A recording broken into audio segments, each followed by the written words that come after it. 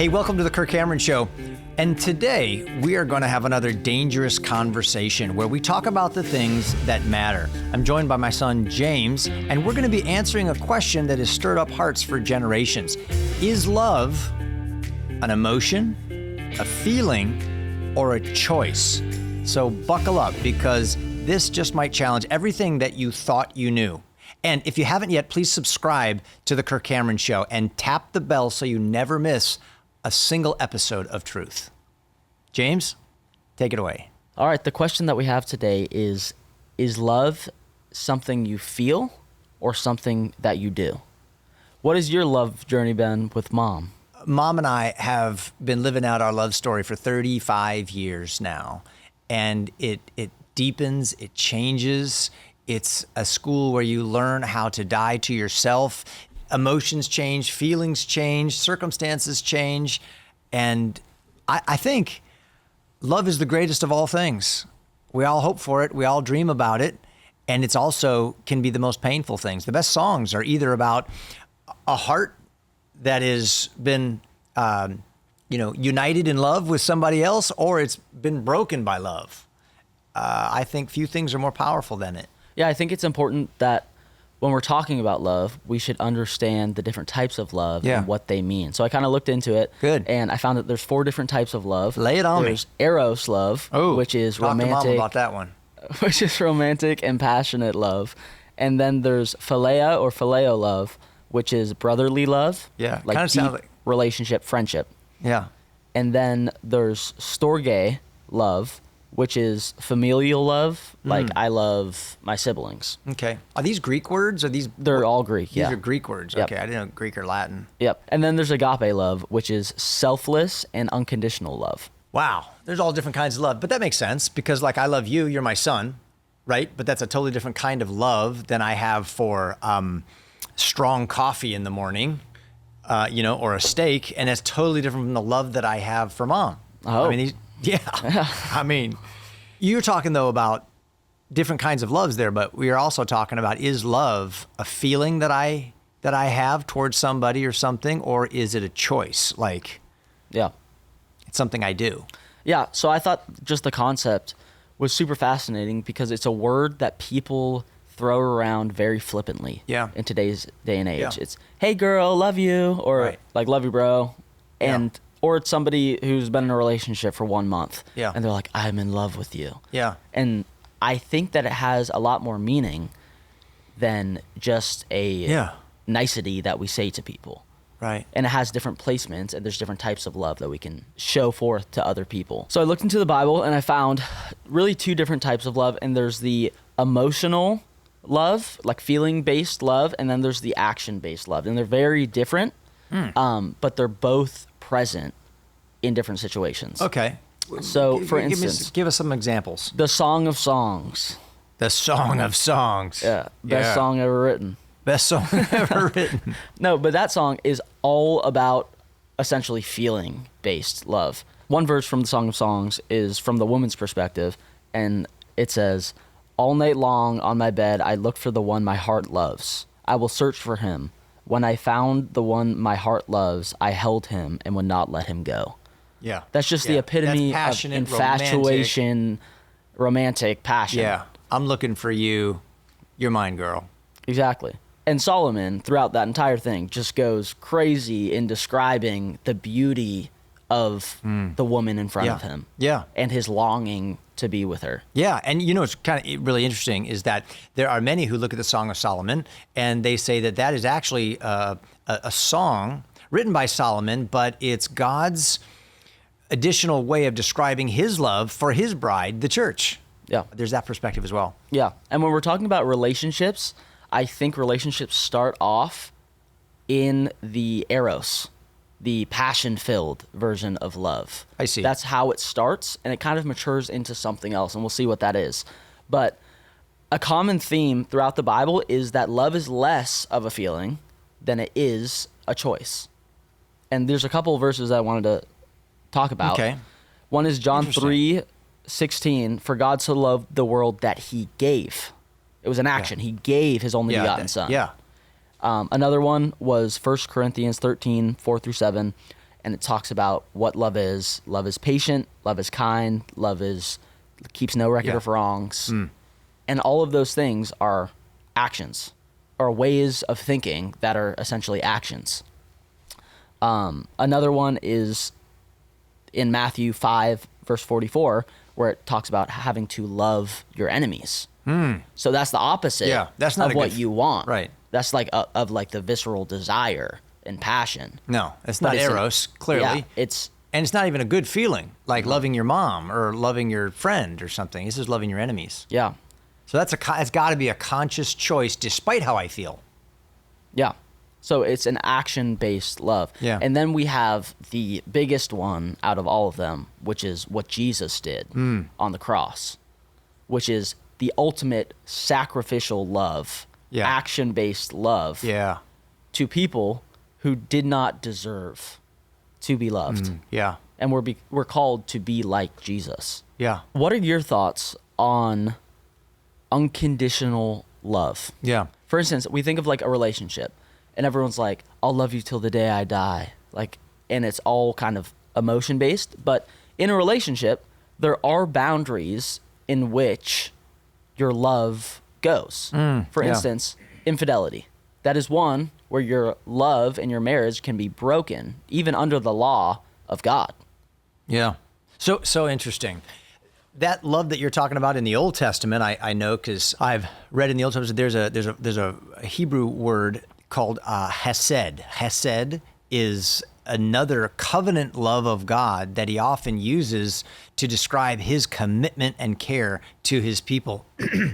And that kind of a covenant commitment love is demonstrated in the book of Hosea, where the man is told by God to marry this woman, even though that she is a prostitute and she's unfaithful to him.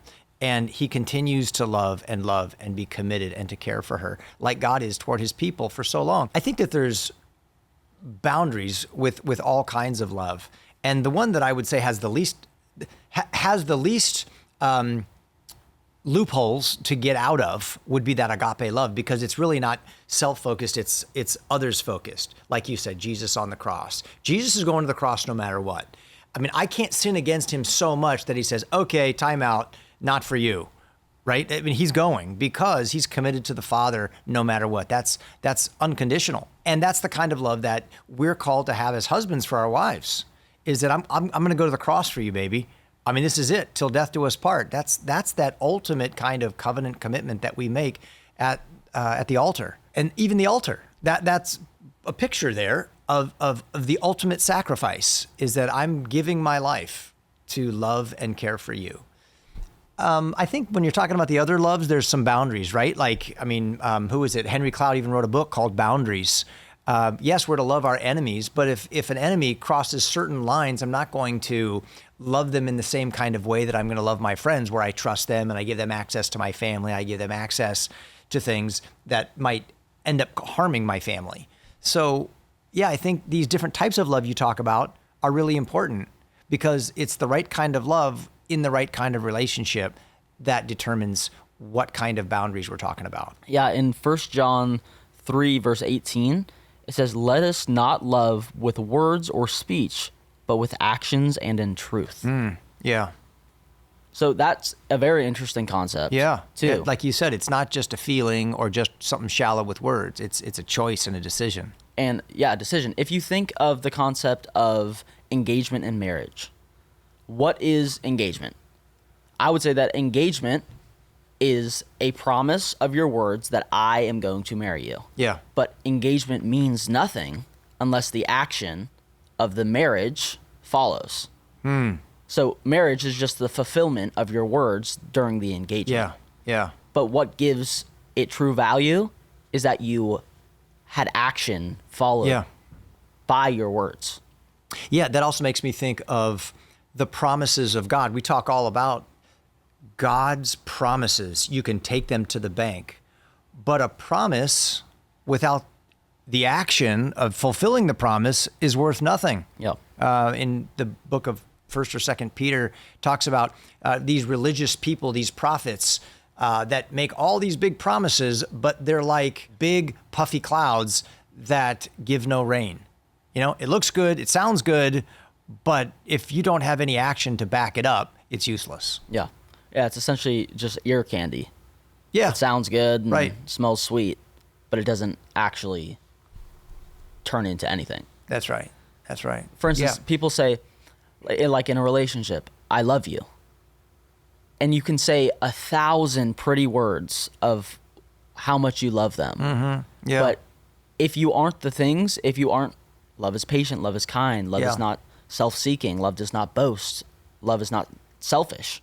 Like if you are not those things and you don't show those things, do you really love that person? Yeah. You know, sometimes I stop myself from saying to Mom, I love you. Now, I know what I mean by that, which is, I love you. You're so valuable to me. I treasure you. I don't want to live my life without you. You mean everything to me. I think what might be more accurate would be what Mom would say if I asked her, do I love you? She's not going to be talking about a feeling. She's going to have to answer with my actions. Do I love you? I say I love you, but I'm not talking about a feeling. I'm saying, am I patient with you? Am I kind with you? Am I self-serving, or am I more about caring for you than myself? Mm-hmm. That's what I ought to be about. And I want Mom to be able to say that, you know, just like we might say, love is patient, love is kind, love is not rude or self-seeking or boastful. If I really love Mom, she would be able to say wholeheartedly, Kirk is patient, Kirk is kind, Kirk is not rude, he's not boastful, he's not self-seeking. Would she say that about me? I'll have to ask her. Yeah, you should. Yeah, because love should be an action. Jesus didn't just talk about some warm, fuzzy feeling that he had toward those who were shouting, crucify him, crucify him. Yep. Love sent him to hang on a Roman cross for those who murdered him. That includes you and me. By our sin, we nailed him to the cross. And he loved us so much that he said, Father, forgive them. They don't know what they're doing. And he does it anyway.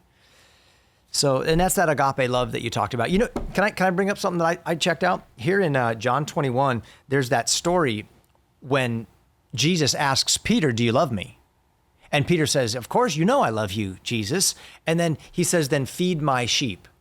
And then he asks him a second time, Peter, do you love me? And Peter answered, Jesus, you know that I love you.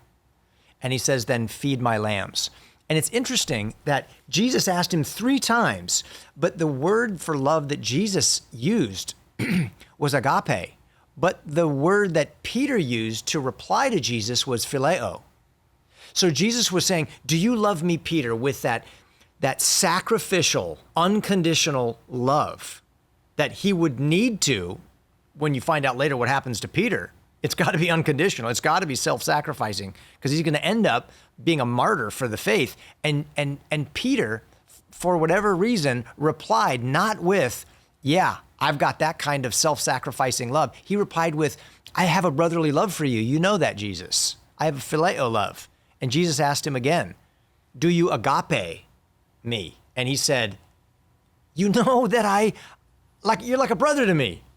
And then finally Jesus switched it and said, almost as though maybe he was saying, okay, Peter's not confident in his ability to sacrifice everything for me yet. I don't know. But he then says, do you love me like a brother? Do you, Peter, have a brotherly love for me, phileo? And then Peter said, yes, you know I do, Jesus. Interestingly, later, Peter ends up becoming, a rock within the church, a foundation stone within the church, and ends up being a picture of agape love toward Jesus when he lays down his own life and is martyred for the faith. And I think that presents the question of what type of love should we be showing to people? Is it circumstantial and relational? Like it's different for certain people than it would be for other people? Yeah. Or is it agape love, like Jesus said that he had for Peter? Yeah. And then there's that eros love, which is that romantic sexual desire, stuff we read about in the Song of Solomon, which interestingly, I did a little study on that. And the word eros is a Greek word for love, but it's not found in the New Testament. It's not even found in the Old Testament. But the concept is implicit when you talk about marriage, and it's to be kept holy and to be kept pure, and it's exclusive and it's intimate. We see that in the Old Testament in the Song of Solomon. We see it with Adam and Eve. It's not good that man is alone, and he brings Eve, and Adam knew his wife, and they were fruitful and they multiplied. So we know all of that's there. But you're right. Do we show different types of love to different people? And should we be showing agape love to everyone? I think that God calls us to love all people. Yeah. But he also places us into places like being a parent or being a husband or being a leader of your family or community, where that is a responsibility that you need to take seriously. Yeah. And you need to protect those people around you and help them to flourish. And if somebody else from the outside is taking advantage of your love, you have to set boundaries at that point. That doesn't change your love for that person. Yeah. But it does change your relationship with that person. Oh, yeah, that's good. That's interesting. And you got to have wisdom to know, the difference and how to do that. Yeah. Something else I think of is in our culture today, you hear the phrase, love is love. And, Obama said that love is love. And you'll see that on a colorful yard sign, love is love. And the meaning of love has changed into other things. Sometimes we think love is just an emotion we talk about falling into. I fell in love. I'm in love, or we just fell out. You've lost that love and feeling. And if that's all it is, it's pretty shallow. We've also turned love into saying that, well, if you love me, you'll accept me just the way that I am, and you won't, you won't have conflict with who I am, with what I believe, and how I live. But that's not love. I mean, if you were doing something that was dangerous or that was harmful to yourself or to others, it wouldn't be loving for me to just, hand you more alcohol if alcohol is dominating your life and is not healthy for you. I'm going to speak the truth to you. I'm going to care for you according to what I believe is healthy for you and is going to be leading you to blessing and going to be honoring to God. So love, I think, is also used where the scriptures say what matters is faith expressing itself in love, caring for people, not just saying what they want you to say, but actually caring for them and saying the truth that you believe or know is going to lead to their good. Yeah, and if you think of it in the realm of romantic love and relationship, like a man and a woman, if you haven't been through struggles before and you disagree on every single thing, has your love been tested? Yeah. Because I think that is like a big part of it is the choice aspect of love. But if it's not been really a hard choice at all, ever, then how deeply do you love that person? Yeah. It's kind of the concept of if there is only good, can you appreciate what the good actually is without seeing the darkness and the bad? Yeah. Right. It's the same concept in a relationship. Can you appreciate someone's actions, action-based love towards you and words, if you haven't ever had a disagreement or somebody hadn't shown love to you in the past? Yeah. Right. And I think that one can amplify the other and intensify the other. So you meet somebody in the very beginning, James, and it's like, oh, wow, there's just fireworks right from the beginning. And it's like, oh, man, I'm in love. I'm in love. But you don't really have a thing until you go through the valley and the tough and the difficult times. And then when you see when that girl's inner beauty begins to outshine her outer beauty, her love, her patience, her kindness, her forgiveness, her commitment to the truth, her devotion and loyalty to you and to her family, her sense of compassion and generosity. When you see that and you're able to value that, then you have a thing, right? It's not just a fireworks feeling based on looks or infatuation or because empty it's words. new, Yeah. right? Empty words.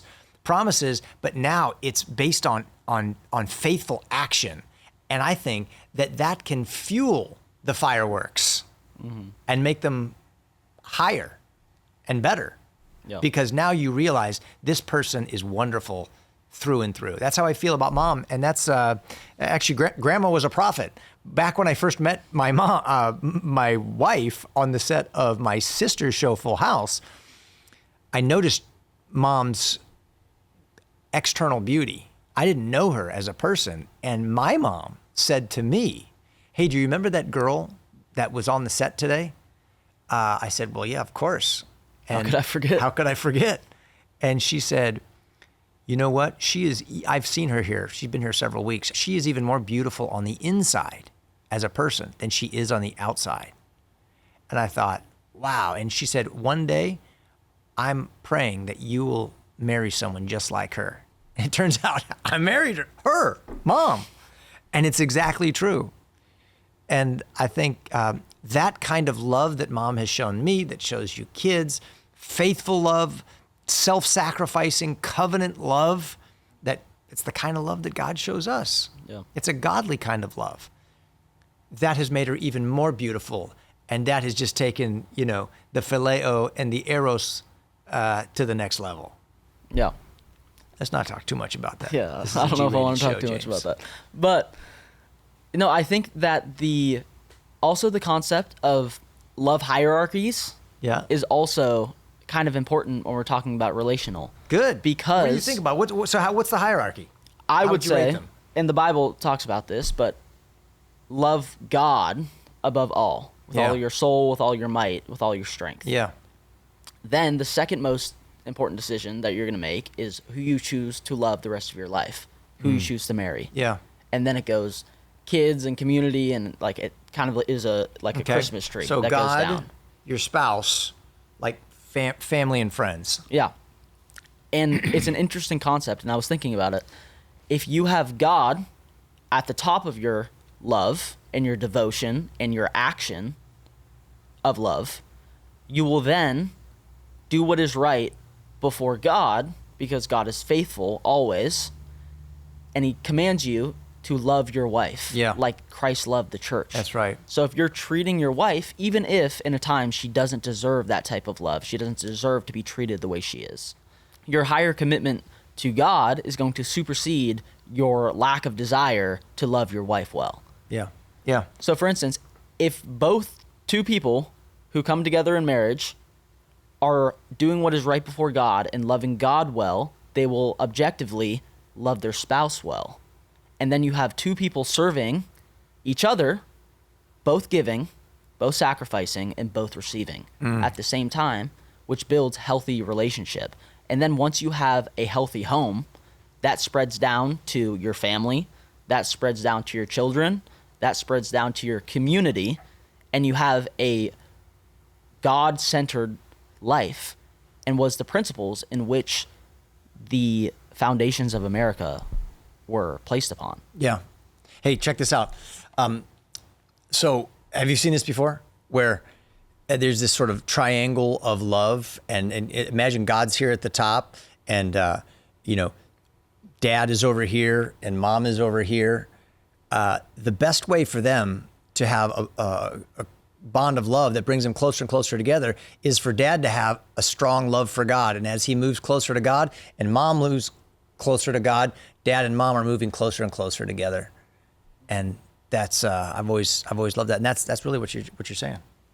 Yeah, it's interesting because I think a lot of times relationships can become so mind consuming, where the pedestal on the epitome of your love and your objective is a girl or it is a guy, and you're looking up to them and what they need and what they want, rather than what God says you should be doing and you should be treating them. Yeah. And it's an opportunity, if you can look at a relationship as this is an opportunity for me to honor God in my relationship with you, rather than sort of make you my God or be your God or try to be your God. But I want to honor God in my relationship with you. And then the byproduct of that is health, prosperity, love, peace, and a future together. Jesus said things like, love your enemies. That's really hard to do. Love your enemies. I don't even feel like I have that many enemies, but I can think of some people who, who they're not for me, they're against me. What's our go-to for a motivation to love our enemies? I know God says to do it, but I don't feel like loving my enemies. What do you think is a good example in the scriptures or in your own life of why we should love our enemies? I think it ties really well into the same idea and concept of forgiveness. Why should we forgive those who have done us wrong? And I would say because it benefits us. Loving people who don't deserve our love and forgiving people who haven't asked for forgiveness. If you don't do so, you're holding on to bitterness, which festers in your soul. Good point. And eats away at you. But once you learn to love those who persecute you and forgive those who have done you wrong, you're able to heal from the pain in which they've caused you and then release that to God. Yeah. One thing that's helped me a lot is in times where people have done me wrong, being able to actually pray to God that he would be with them, that he would save them, and that he would bless them. Yeah. Once you do that, it's a weird switch in your brain where something comes off of you. Like a weight comes off of you after doing that. A burden comes off your back. Yeah. That weight's not chained to your ankle anymore. Yeah. Dragging that bitterness around. And I think to get to that point, because it's very, very, very hard to forgive someone who is unrepentant, or to love someone who doesn't deserve your love. Yeah. You have to put yourself in your place and look at God. And if God treated you the way that you want the people who have wronged you to be treated, you would have a miserable, miserable life. And we're called to be like Jesus. Yep. Amen. If I was to say, oh, I hope they get punished. Oh, I hope they go to hell. How likely is it for me to go to hell if I'm being judged by the same principles? That's right. 100%. If we want to be forgiven, we have to forgive others. If we want to be loved by others and by God, we have to love others even when we don't feel like it. That's right. And even when we don't deserve it. Oh, man, this is so good. Thanks, James. I love this conversation. Yeah, it was a lovely conversation. When I think of genuine brotherly love, I think of environments where lifelong relationships are made. And I think of Red Truck Men. My buddy Steve has this organization that we've talked about so many times. They are doing so much good for so many people. And it really starts with guys finding a band of brothers around breakfast and the Word of God.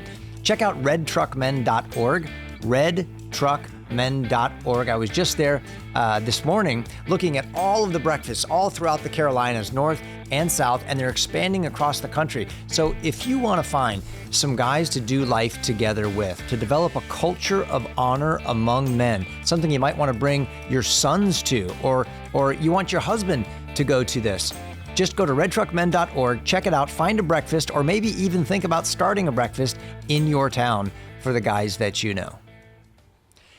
Thanks for joining us on this episode of The Kirk Cameron Show, and I hope you have a great rest of your week, James. Yeah, thank you for watching. Make sure to like and subscribe and hit that notification bell so you're notified when the next episode comes out. And leave me a question in the comment section below so we can read that on a future Monday episode. Have a good day.